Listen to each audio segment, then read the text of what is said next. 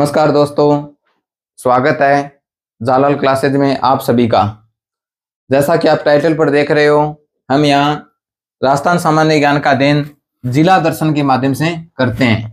इस जिला दर्शन के माध्यम से राजस्थान सामान्य ज्ञान सभी प्रतियोगिता परीक्षा के लिए सभी मुख्य बिंदुओं का समावेश किया जाता है। ये जिला दर्शन की क्लासें विशेष रूप से प्री BSTC एग्जाम, पशु परीक्षक एग्जाम, CAT एग्जाम और पटवार एग्जाम आदि के लिए उपयोगी है। इन जिला दर्शन क्लासों में राजस्थान का भूगोल, अर्थव्यवस्था, इतिहास, कला व संस्कृति का क्रमबद्ध तरीके से जिला दर्शन के माध्यम से अध्ययन करेंगे। आज की ऑनलाइन क्लास में हम जयपुर शहरी जिले का अध्ययन करेंगे।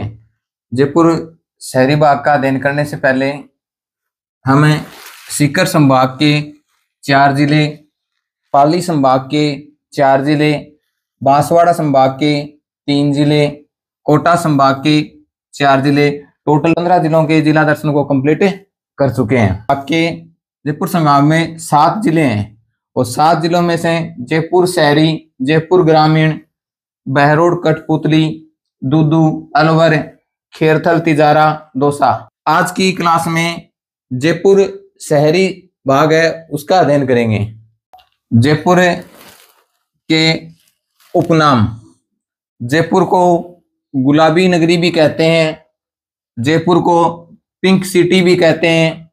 अब गुलाबी नगरी और पिंक सिटी जयपुर को किसने कहा था? स्टेन लेरिड ने। किसके कारण कहा था? जयपुर शहर में जितनी इमारत थी उनको गुलाबी रंग से रंग दिया गया था। भारत का पेरिस, पूर्व का पेरिस भी कहते हैं। अब भारत का पेरिस और पूर्व का पेरिस क्यों कहा जाता है? क्यों? जयपुर शहर की सुंदरता के कारण।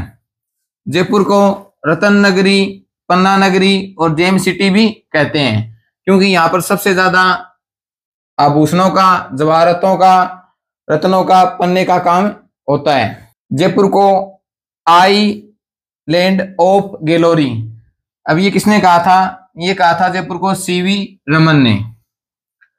जयपुर को भारत की हेरिटेज सिटी भी कहा जाता है। जयपुर की आकर्षण की तुलना कौन से शहर से की जाती है? बुडापेस्ट शहर से की जाती है। और जयपुर के भव्यता की तुलना किससे की जाती है? रूस की राजधानी मॉस्को से की जाती है। प्राचीन काल में जयपुर को किस नाम से संबोधित किया जाता था? ढूंढाड़ प्रदेश के नाम से संबोधित किया जाता था। और ढूंढाड़ प्रदेश में किस वंश का शासन था? कछवा वंश का। और कछवा वंश की स्थापना किसने की थी? दुल्हे राय ने की थी। तो यहाँ पर इंपॉर्टेंट प्रश्न बनते हैं। जयपुर को प्राचीन समय में कौन से नाम से पुकारा जाता था? ढूंढाड़ प्रदेश के नाम से पुकारा जाता था।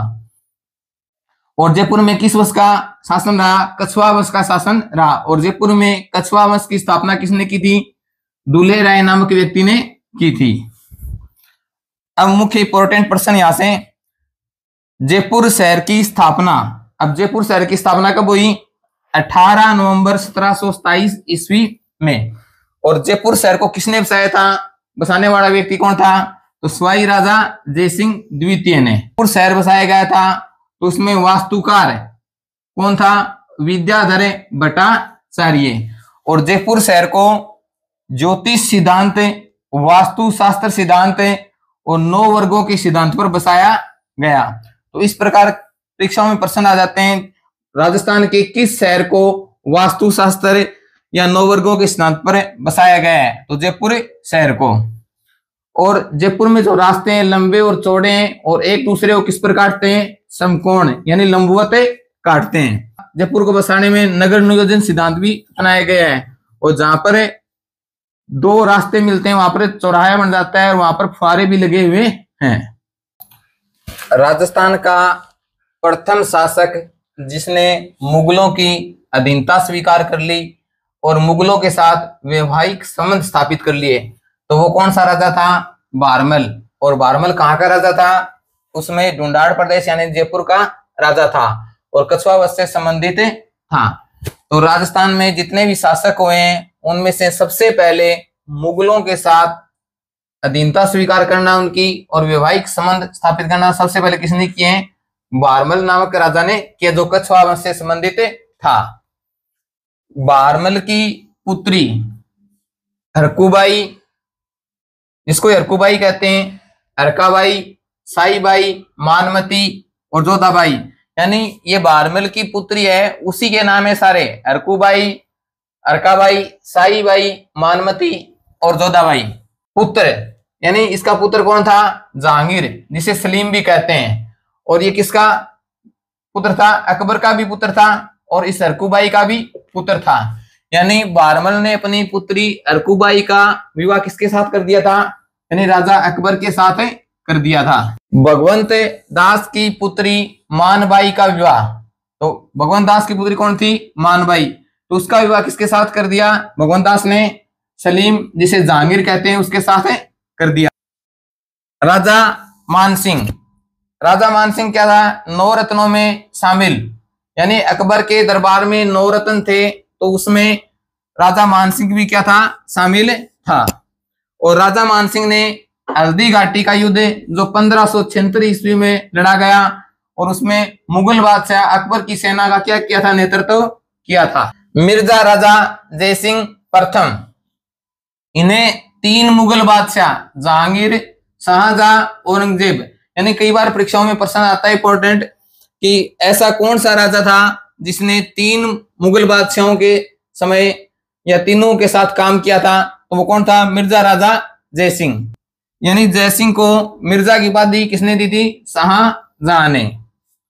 सवाई राजा जयसिंह द्वितीय, सबसे ज्यादा इंपॉर्टेंट परीक्षाओं के लिए, राजस्थान का अंतिम अश्वमेध यज्ञ, यानी कहने का अर्थ हो गया राजस्थान का अंतिम शासक जिसने अश्वमेध यज्ञ किया था। और जयपुर में गोविंद देव जी मंदिर की स्थापना, ये भी किसने की थी? सवाई राजा जयसिंह ने। और सवाई राजा जयसिंह ने ही भारत के अंदर 5 वेधशाला बनाई, जिसमें दिल्ली, जयपुर, बनारस, उज्जैन और मथुरा में। सवाई जयसिंह द्वितीय ने सबसे बड़ी जो सौर वेधशाला का निर्माण कराया वो जयपुर में करवाया। उस सबसे बड़ी सौर वेधशाला क्या नाम है? जंतर मंतर। और इसी जंतर मंतर को 2010 में यूनेस्को द्वारा विश्व विरासत सूची में शामिल कर लिया गया। जयपुर के सवाई राजा जयसिंह द्वितीय के समय नक्षत्रों की शुद्ध गणना की सारणी बनाने का कार्य जीज मोहम्मद शाही ने किया था। और सवाई राजा जयसिंह द्वितीय ने स्वयं भी ज्योतिष ग्रंथ की रचना की, जिसका नाम था जयसिंह कारिका। ईश्वरी सिंह, तो ईश्वरी सिंह ने राजमहल का युद्ध लड़ा था जो 1747 ईस्वी में, और उसमें माधो सिंह को पराजित किया था। और उस विजय के उपलक्ष्य में जयपुर शहर में सरगासूली, जिसे ईसरलाट भी कहते हैं, उसका निर्माण करवाया था। तो परीक्षाओं में प्रश्न पूछा जाता है सरगासूली का निर्माण किसने कराया था? ईश्वरी सिंह ने। क्यों करवाया था? क्योंकि राजमहल में युद्ध हुआ था, उसमें माधो सिंह को पराजित कर दिया था, और उसके विजय के उपलक्ष्य में ईसरलाट का निर्माण कराया गया। सवाई प्रताप सिंह, ये इसके दरबार में 22 विद्वान रहते थे, जिन्हें गंधर्व 22 कहा जाता था या प्रताप 22 भी कहा जाता था। सवाई मानसिंह द्वितीय, और सवाई मानसिंह द्वितीय के प्रधानमंत्री थे मिर्जा इस्माइल, और मिर्जा इस्माइल को आधुनिक जयपुर का निर्माता कहा जाता है। और कछवा वंश का अंतिम शासक, यानी परीक्षाओं में प्रश्न पूछा जाता है कछवा वंश का अंतिम शासक कौन था? तो वो था सवाई मानसिंह द्वितीय।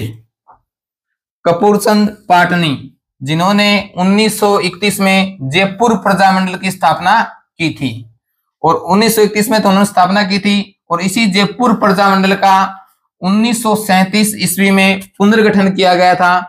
ये पुनर्गठन जमनलाल बजाज और हीरालाल शास्त्री के द्वारा किया गया। अब जयपुर शहर के जो प्रमुख स्थान है प्रसिद्ध हैं, वो है सबसे पहले हवा महल। अब हवा महल कौन से जिले में स्थित है? जयपुर जिले में स्थित है। अब हवा महल का निर्माण किसने कराया था? सवाई राजा प्रताप सिंह ने करवाया था। कब करवाया था? 1799 ईस्वी सन में करवाया था। और हवा महल का निर्माण कराया तो उसका वास्तुकार कौन था? तो उसका वास्तुकार था लालचंद। और ये हवा महल है किस देवता को समर्पित है? राधा कृष्ण को समर्पित है। हवा महल में कितनी खिड़कियां हैं? 953 खिड़कियां हैं। कितने झरोखे हैं? 365 झरोखे हैं।